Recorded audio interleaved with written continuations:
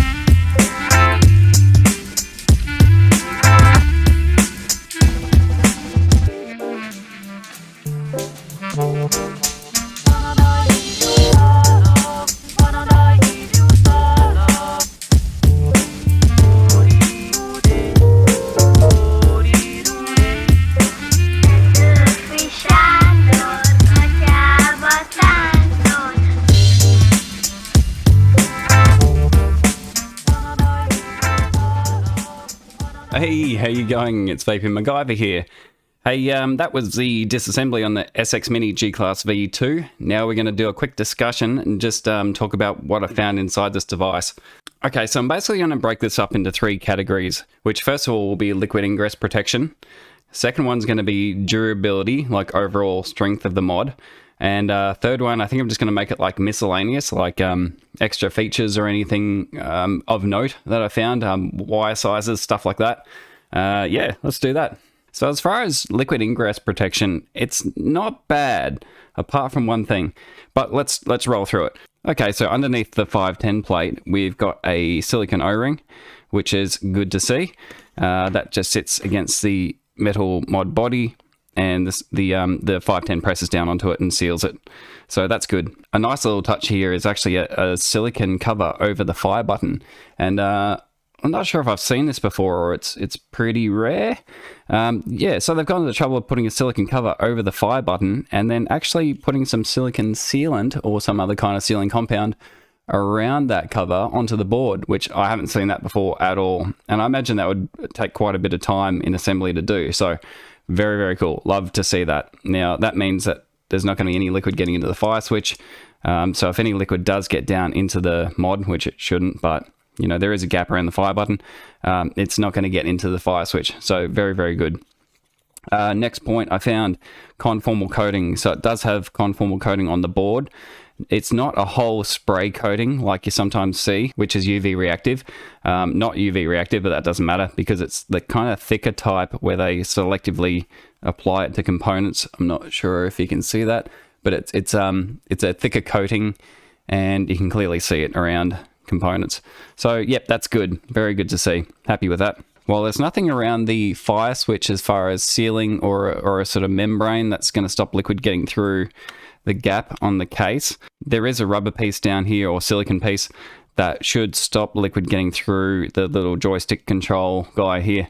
So that's another little attention to detail and very good to see. The main kind of problem here that I noticed, which is not great, is the 510 is not internally sealed, or it doesn't appear to be. So there doesn't seem to be any O-rings inside here. I can't take it apart because it's kind of all press fit together. But I did a little test where I sprayed some circuit board cleaner. It's basically just a general purpose solvent into the 510, and it definitely did drip out in this gap here. So yeah, a lot of times with these 510s, you'll find there's an O-ring inside because the 510 pin is sprung and it has to move when you put the atomizer on. If you put an O-ring inside on the positive pin or the insulator that's holding the positive pin, it means that if any liquid pulls up inside the 510 threads there, it's not going to drip down into the mod. Now that's pretty important because it's you know, if it does go through that 510 pin and drip down, it's a straight shot into the board. And I'm pretty hard on liquid ingress because it really does kill devices. I got sent a box of mods, dead mods that were warranty claims from a shop that didn't want to be named on a video.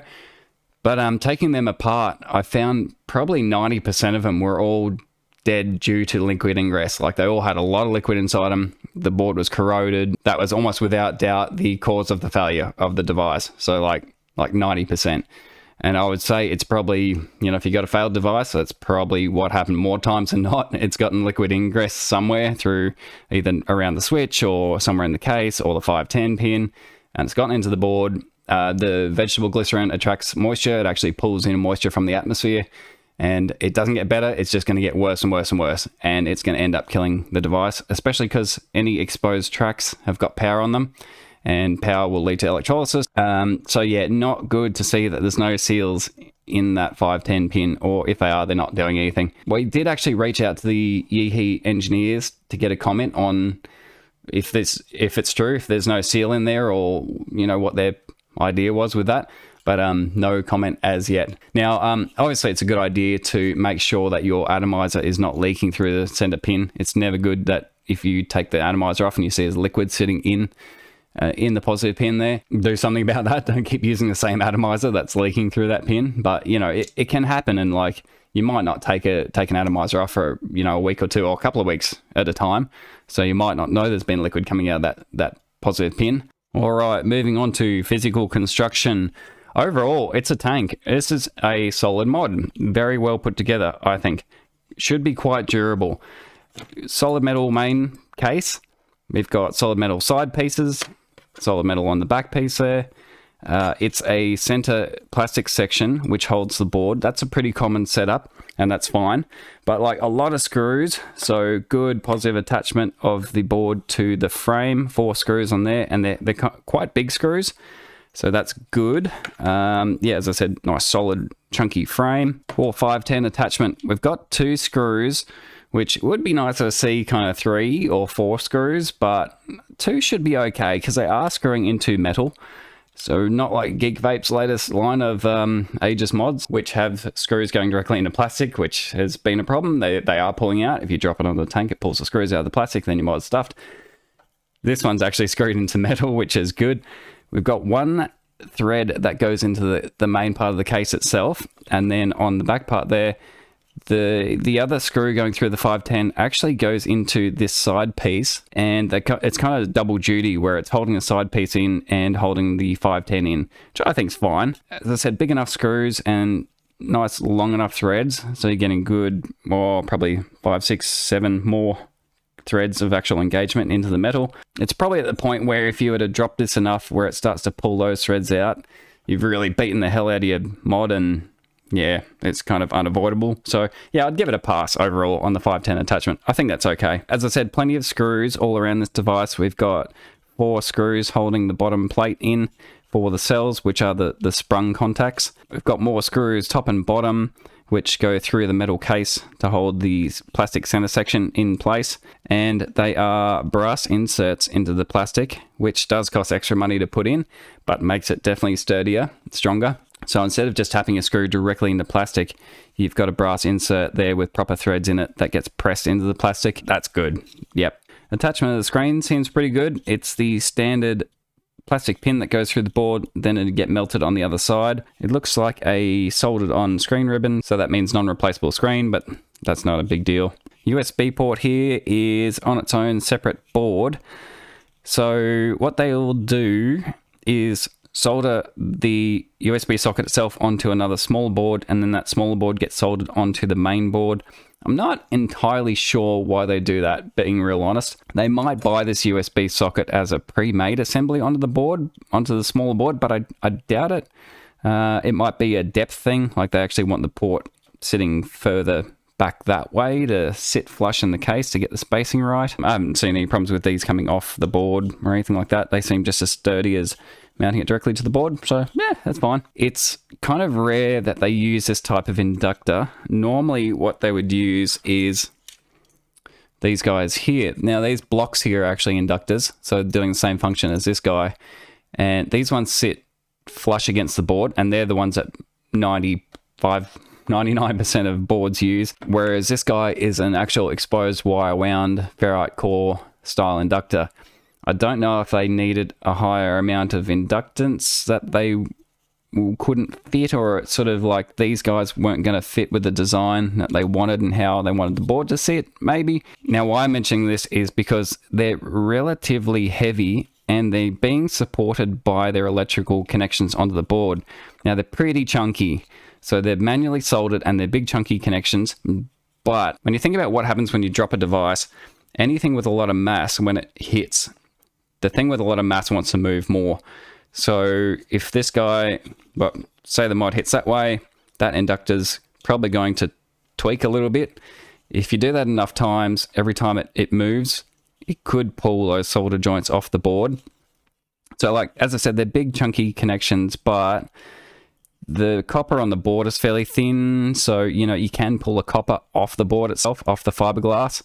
And then, you know, if that becomes detached, you're stuffed, and, you know, it's got to have this to work. So yeah, a little bit of a weird decision there, but just thought I'd mention that. It might not be a big deal. So moving on to the kind of miscellaneous section.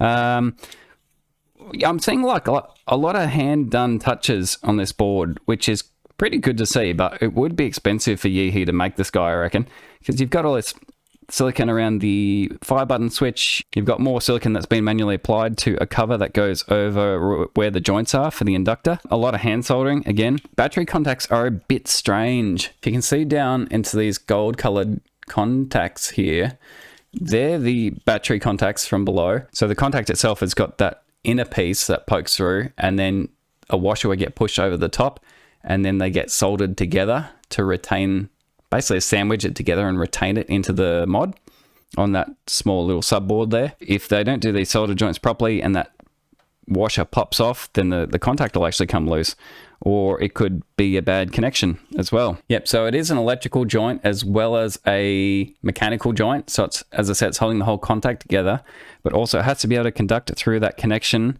to go through to the washer to where the wire is attached. So that does need to be a good connection. They're not very well done. They haven't left the soldering iron on long enough to heat this joint up before soldering it, because you can see the solder just kind of sits on top and it hasn't wet properly onto the metal. So when you get the metal hot enough and you start to feed solder on, you can tell when it hits the right temperature, because the solder, instead of just blobbing up and forming into a ball on top of the metal, will wet to it and it will flow onto it. And they have not done that, basically, and it's the same on the other one, and it was a bit the same on this one. I've actually already had this 510 off, removed that negative connection and put it back on, but it's the same deal where you've got a lot of mass, a lot of metal mass that you've got to heat up. Not great. Yeah, just not great.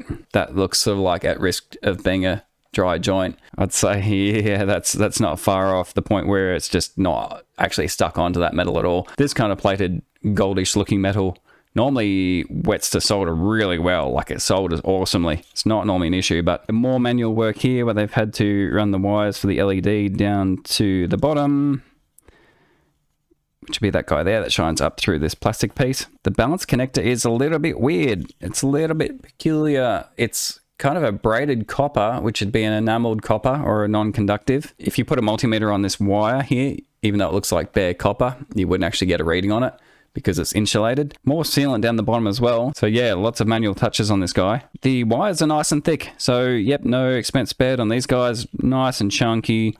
Short runs, which is great to see. So all the wiring basically for the mod is contained within the top part here. Voltage loss at the top here is not going to be an issue at all, or basically through the whole battery circuit. Silicon jacketed. Yep, very good, like that. That is actually the negative connection for the cells to the board and common ground for the 510 itself. So they basically just bared a spot of wire there in the middle and then soldered that to the 510. Okay, to wrap it up, I'd have to say for this device, I would say it's a cut above the run-of-the-mill mass-produced mods. There's been a lot of attention to detail, a lot of manual work gone into it, good chunky wires, things like the cover over the fire switch to stop any liquid ingress, attention paid to durability, decent sized screws going into metal for the 510.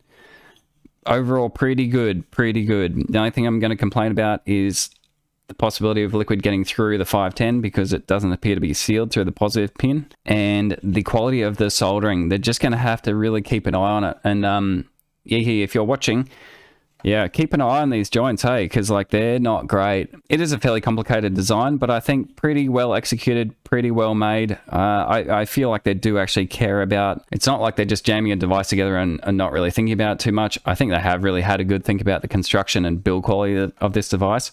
So I think I'm giving them pretty good marks with just a couple little things here and there. I think pretty good. Yeah, I can see why there's extra expense for this mod. I think it is a more expensive mod. I can see where it's gone. It's they're not just jamming up with a cheap crappy mod. It's pretty good overall.